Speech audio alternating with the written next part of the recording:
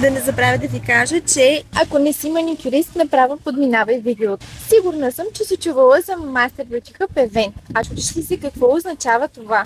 Това е симпозиум за маникюристи, на който ще има лекции както от български преподаватели, така и от международни. Темите, които ще бъдат засегнати на събитието, ще могат да се приложат и в салонната работа, така че не е нужно да си състезател или да имаш прекалено много опит. А освен лекции на събитието ще има и изложение, в което ще има над 30 бранда. Ти имаш възможността да се запознаеш с тях, да разгледаш продуктите и най-хубавото е, че ще можеш да се напазаруваш на преференциални цени, които ще бъдат само за събитието. За нас като маникюристи е важно да посещаваме такъв тип събитие, за да може да надграждаме своите знания и умения. 26 и 27 септември, град Пловдив, спортна зала Колодрум.